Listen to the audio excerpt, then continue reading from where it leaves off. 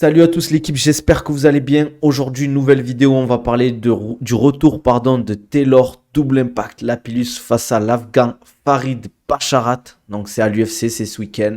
Donc on va voir notre Français qui recombat après sa victoire dominante à l'UFC Paris. Là, il tombe sur vraiment un bourbier, on va dire. Un mec qui monte à l'UFC. J'ai l'impression que c'est un peu entre les deux l'UFC. C'est celui qui gagne qui vont faire monter. Et l'autre, tant pis pour lui, hein. En tout cas, n'hésitez pas les gars à vous abonner sur YouTube, à lâcher des coms, des likes. Franchement, à chaque fois, là en ce moment, vous bombardez les coms et les likes, donc ça fait plaisir. Continuez comme ça, n'hésitez pas à me suivre sur les autres réseaux que vous voyez en dessous et à venir sur Twitch, à mettre les notifications et à lâcher un sub Prime si vous avez Amazon Prime, c'est gratuit, ça me donne de la force. Welcome salam, Rikwop 19, ça va quoi? C'était la trêve, toujours invaincu, dernier match de la phase aller ce week-end. Ah ouais, beau gosse l'équipe, hein. Propre, c'est cool pour vous, franchement. J'espère que vous allez péter le championnat cette année. Vous allez finir premier. On va parler de Taylor Lapillus, donc le retour de Taylor Lapillus, accompagné de son équipe à l'US Metro Bizo. Donc, qui dit US Metro Bizo, dit le mastermind de Johnny Frachet.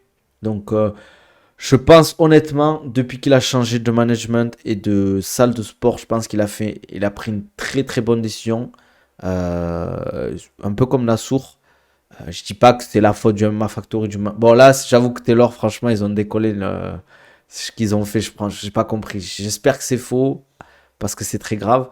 Mais j'ai l'impression qu'il part sur une nouvelle dynamique. Là, il enchaîne 2 combats, c'est cool. Combat en septembre, combat en janvier. Bon, il n'a pas pu passer les fêtes comme il voulait, c'est sûr.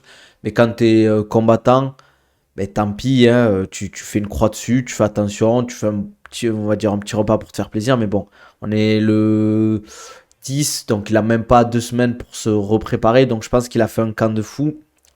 Il tombe face à Farid Basharat, donc un invaincu afghan à 11-0 qui est deux combats à l'UFC, 3 combats à l'UFC puisqu'il a fait Contender Series. Il est tombé face à un mec en 7-1 Contender Series. Puis décision unanime sur la carte de John Jones contre Cyril Gane contre Damon Blackshear, un 12-4-1. Décision unanime. Et après, UFC Fight Night, je crois que c'était où cette UFC Fight Night? Ça me dit quelque chose. Ah oui, c'était à Paris aussi. C'était à Paris, donc ils se sont croisés. Il a dû pu voir son combat, je pense. C'était face à Gleison Rodriguez. Il lui a mis round 1, il lui a mis un gros arm triangle choke. Donc vraiment propre ce qu'il a proposé. Très bon grappling, très agressif. Le Farid, premier round, il met la soumission. Donc il va falloir qu'il fasse attention. Quel est le point faible de Taylor où qu'il doit travailler? Je pense que c'est pas un point faible sportif. C'est plus un point faible pour l'UFC. C'est que à voir, il n'est pas très impressionnant. Il n'est pas impactant, il prend pas de risques. C'est un peu ce qu'on peut reprocher entre guillemets. Ce qu'on reproche un peu à Baki, c'est vrai qu'il gagne les rounds sans prendre de risques. Bon, après, c'est pas le même niveau, c'est pas comparable, on est d'accord, hein, c'est l'UFC là, etc. Mais en fait, ouais, voilà, escrime mode, il prend ses points. Un peu ce qu'on peut voir des fois à la boxe anglaise, c'est il prend ses points, c'est pas impressionnant à voir, il va pas faire des dégâts impressionnants à chaque coup, mais il prend ses points. Et ça, l'UFC, ils aiment pas trop. Je pense que c'est pour ça que des fois ils cut des combattants à cause de ça. Et ça peut être. J'espère que ça va pas jouer, que l'UFC va pas le cut. Je pense pas quand même. Mais des fois, en fait, ça peut ralentir énormément ta carrière. Parce qu'un mec comme ça, l'UFC, il se dit bon, c'est un mec qui va gagner ses rounds, etc. Je dis pas qu'il peut pas finir ou quoi que ce soit. Mais c'est un peu compliqué, quoi. Basharat, c'est un bourbier de fou. J'ai un peu peur pour Taylor. Moi, franchement, c'est pas pour minimiser le niveau de Taylor, mais son adversaire, il est très très très solide, hein. Attention, c'est pas, ils lui ont mis un vrai bourbier pour son deuxième combat à l'UFC, pour son retour à l'UFC. Même déjà le premier combat, il n'était pas facile son adversaire, très gros lutteur. Après, c'est normal vu la longe qu'il avait. Là, il va falloir qu'il fasse attention, pareil, à la lutte et au grappling. Je pense qu'il a il a les moyens de défendre, mais ça va être compliqué. Il va pas falloir qu'il se fasse avoir. Les deux frères sont monstrueux. Ouais, les Afghans, là, les deux, là, ils ont la dalle. Et ça se voit qu'ils ont besoin de prouver, de monter. Et moi, j'aime bien leur style. Très agressif. Ils veulent faire des dégâts à chaque fois. Mais je pense que Taylor a le fight IQ, a le coin, a l'expérience surtout. Parce que, attention, Taylor, c'est un mec qui a beaucoup d'expérience par rapport à l'Afghan. L'Afghan, il a 4 combats amateurs, 4 victoires. Et après, ben, en pro, il a 11-0. Donc, c'est pas mal non plus, hein. Mais Taylor, c'est 19-3. C'est une grosse expérience. Il a tapé des mecs chauds, des Marte Peña. Kohan Lougran, c'est aussi un bourbier. Il est un peu allé partout en plus. Il est allé au TKO. Il a déjà fait l'UFC, donc il a cette expérience. À l'UFC, il avait quand même des combats, donc c'est cool quoi. Et en plus, il a commencé il y a longtemps. Taylor, c'est 2012, hein, son début de carrière pro, donc c'était il y a 12 ans. 12 ans, c'est 3 défaites, pardon. Ça a été. Je vois pas. On voit pas là. Mais en tout cas. Ouais, des décisions unanimes. À chaque fois, il perd la décision. Il s'est jamais fait finir, Taylor. Par son premier combat, je sais pas si vous avez des infos. Parce qu'on n'a pas l'info dessus. Mais voilà, quand même, hein, il a fait des grosses organisations, UFC, 100% Fight. Ares, il est parti en Russie. Euh, à chaque fois, c'est quand même des belles victoires, quoi. À l'UFC, il est en 4-1, les gars, hein. C'est pas rien. Il s'entraîne à l'extrême couture avec Vettori. Qui, l'Afghan, tu veux dire? Extrême couture, ils ont quand même. Ils sont restés dedans quand même. Ils ont des bons combattants. Ils ont beaucoup de combattants à l'UFC. Après, est-ce que c'est une bonne chose d'avoir beaucoup de combattants à l'UFC si le coaching. Oh, excuse-moi, est pas en capsule? Mais bon, ils font quand même. Enfin, ils les font monter leurs champions. Donc, je pense qu'il va. Au niveau du game plan, va falloir faire attention à l'agressivité de l'Afghan, aux dégâts qu'il va mettre. Et surtout pas se faire voler les rounds sur la lutte et le grappling. Ça, c'est. Ouais, ça aide de fou. Tu sais que tu vas. T'as une chance sur deux de combattre à Vegas. Donc ça, c'est bien. Tu vois, t'as pas le décalage horaire, t'as pas le voyage, etc. Après, je pense que vivre à Las Vegas, ça coûte cher. Mais bon, si tu arrives à bien gérer le truc, tu fais attention à tes dépenses, ça peut le faire, hein. Ce que je voulais dire, c'est que je pense il va devoir faire attention quand même à l'agressivité de l'Afghan, à sa lutte et son grappling. Je pense qu'il devra rester sur le striking. Il pourra peut-être partir sur de la lutte, travailler au cage control et mettre des dégâts en même temps sur la lutte. Grappling, ça va être compliqué, je pense quand même. Faudrait qu'il, pour moi personnellement, c'est mon avis. Après, peut-être je me trompe, peut-être qu'il va y aller, mais éviter le grappling. Parce que c'est pas là où il est le plus à l'aise quand même. Taylor, je le vois beaucoup plus à l'aise debout, mixer la défense de lutte et le striking. Là, il est bon là-dessus. Il sait faire des dégâts, il sait prendre les points, il a une bonne allonge, il sait quand attaquer, il sait quand toucher, etc. Je pense que ça peut déstabiliser l'adversaire s'il voit qu'il arrive à défendre et sans que Taylor se fasse toucher. Au bout d'un moment, les coups, même si tu es en mode escrime, ben, ça touche quoi. Et si tu arrives à bien les placer, à bien caler ton 1-2, tes petits décalages, ta petite défense de lutte, l'autre il va se fatiguer et chaque coup va faire de plus en plus mal et va faire monter le stress. Donc, j'espère qu'on va avoir un combat au niveau de avec cette configuration. Je pense pas quand même que ça va se passer comme ça. Je pense qu'il y a un round qui va être très compliqué pour Taylor. Il faut juste qu'il arrive à gérer 2 rounds sur le combat et qu'il arrive à peut-être, entre guillemets, sur le premier round. Si, ça serait top, c'est s'il arrive à le maîtriser. Mais premier ou deuxième round, je pense qu'il faut qu'il fasse attention à pas faire d'erreur. Après, ça, c'est plus facile à dire qu'à faire. Mais à passer l'orage, entre guillemets. Et j'espère que ça va le faire parce que, bon, ça arrive quand même, hein, mais la problématique, c'est que Taylor, si je pense qu'il a signé un contrat de 4 combats, mais s'il fait un combat, on va dire, qui n'est pas impressionnant et qui perd, ça va être compliqué, on va dire, vis-à-vis de l'UFC. Je pense qu'ils vont pas. Ils vont un peu le mettre en mode ouais, bon, on a besoin de gens, d'un 61, etc. Pourtant, en plus, il est très fort, Taylor, mais il est dans une catégorie, c'est. Top 20, c'est des bourbiers. Top 15, j'en parle même pas. Pour moi, c'est la catégorie la plus relevée avec les 70 kilos. C'est juste qu'en fait, vu que c'est des 61, on en parle un peu moins. Mais c'est vraiment une catégorie difficile. J'ai peur pour Taylor en vrai.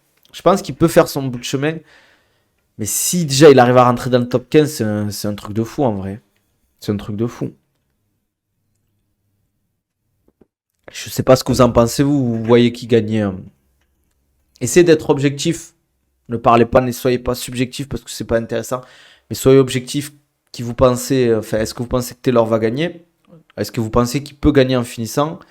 Moi, je sais pas, franchement. Je pense qu'il peut gagner je pense qu'il va gagner à la décision, unanime, je pense. Ça peut être un split, mais c'est vrai que cette catégorie, les gars, le top 15, c'est un bourbier, hein. Je vais vous. UFC ranking, on va aller voir de suite. Pour ceux qui suivent vraiment l'UFC, ils savent d'ailleurs. Attendez. Ouais.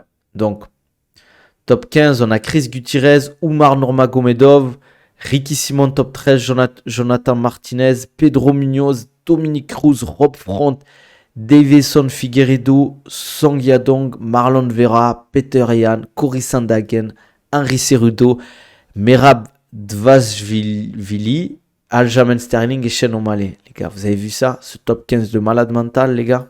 On se rend pas compte, hein? Ah ouais, Manafa, tu penses l'Afghan va gagner? Ok. C'est chaud, en vrai, ça montre quand même que le mec, il est pas trop connu. Et pourtant, Taylor est très fort. C'est que on sait que le mec en face, c'est pas n'importe qui. Un état objectif, je pense, victoire de Bacharat par décision. Mais je mets pas ma maison dessus. Si Taylor, il va aussi lui mettre la pression, je le sens très bien.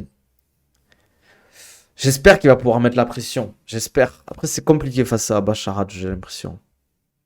Catégorie de zinzin quand on y pense. Mais moi, des fois même, j'ai l'impression que cette catégorie est plus relevée que la catégorie des 70. Même si c'est quasiment kiff-kiff, hein, mais je la vois légèrement comment dire, euh, en fait, le top 10 de l'UFC en 70, il est très très dur, très très fort. Top 15 aussi, mais je trouve que du top 15 au top 10, les 61, c'est beaucoup plus bourbier que les 70. Parce que, franchement, on a des mecs chauds, hein. On a des Omar Nurmagomedov top 14. Jonathan Martinez, même si bon, il descend, on va pas se mentir. On a Dominique Cruz, Chris Gutierrez. C'est des mecs chauds en vrai, c'est des bourbiers. Et derrière, tu rentres à Rob Front, Figueiredo. C'est du très très haut niveau. Attention les gars, je parle même pas du top 5. Peter Yan, Cory Sandhagen, Henry Cerudo, Merab, Sterling, Sean O'Malley. C'est du compliqué. Le top 15, bon, en 70, c'est du lourd. On a Bobby Green, Drew Dober, on a Benoît Saint-Denis, Rafael Dos Anjos, Jalin Turner. C'est des mecs très très chauds, attention. Mais j'ai l'impression qu'ils sont plus dangereux en 61, personnellement. Top 20 des 61, il est incroyable. Ouais, Fazer. D'ailleurs, moi, classement, je mets 61, 70 en même temps. Après, je mets bien évidemment 66, 77, 84 et poids lourd. Parce que les 93, on va pas en parler, hein. Même si maintenant, t'as Alex Pereira, Kalaev, des mecs comme ça. Hâte de voir aussi le main event. Franchement, j'ai envie de le voir parce que ce qu'ils avaient proposé, c'était intéressant avant le stop du combat. Ankalaev face à... Ah, j'ai perdu le mot, aidez-moi les gars. Le mec qui avait dit, ouais, quand on lui a posé la question, t'es où là? Je suis dans le putain de désert en parlant d'Abu Dhabi. Ouais, Walker. Walker. J'ai envie de voir ce combat face à Walker et Ankalaev. Parce que ils ont un style vraiment, j'aime bien au niveau du striking. J'aime bien, comme dirait l'autre. J'aime bien. J'ai envie de les voir combattre. Parce que je pense que sur la carte, je vais pas vous mentir, il n'y a pas tant de combats que ça qui me hype de fou. Ouais, comment il s'appelle?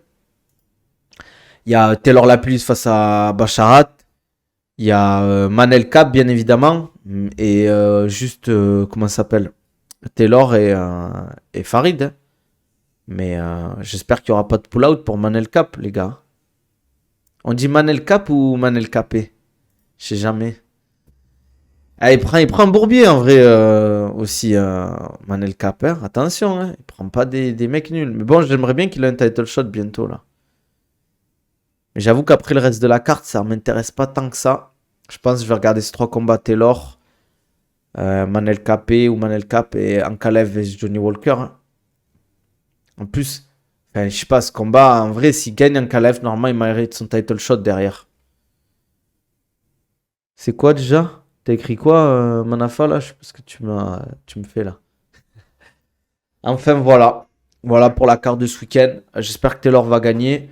Parce qu'on veut voir la suite. Est-ce qu'on parle du Ares ou on attend demain pour parler du Ares, les gars? Parce que le Ares, faut en parler aussi. Je pense que c'est intéressant d'en parler. Tout ce qui est Ares Studio. Marte Peña fait à bout le même jour que normalement le PFL. Ah, ok. Je le vois pas sur le Twitch, je sais pas pourquoi. Bah, j'espère en tout cas qu'il va gagner Manel Cap parce que c'est un mec qui est divertissant, il est bon à voir combattre, il a peur de personne, il prend n'importe qui. Il a eu tellement en fait le problème c'est qu'il a eu tellement d'annulations. Alors j'ai pas tout suivi. Je sais qu'Aikara lui il a un peu, mais il a tellement eu d'annulations quoi. Et bon, il a eu deux défaites à un moment dans sa carrière en 2021, mais après il a eu tellement d'annulations que ça a un peu bousillé sa montée. Euh, mais bon, à voir pour le prochain combat. Par contre, il faut qu'il gagne ce prochain combat, sinon ça va être compliqué pour la suite, je pense. Parce que sinon, on va pas se mentir, l'UFC, il aime bien après, je pense, l'UFC.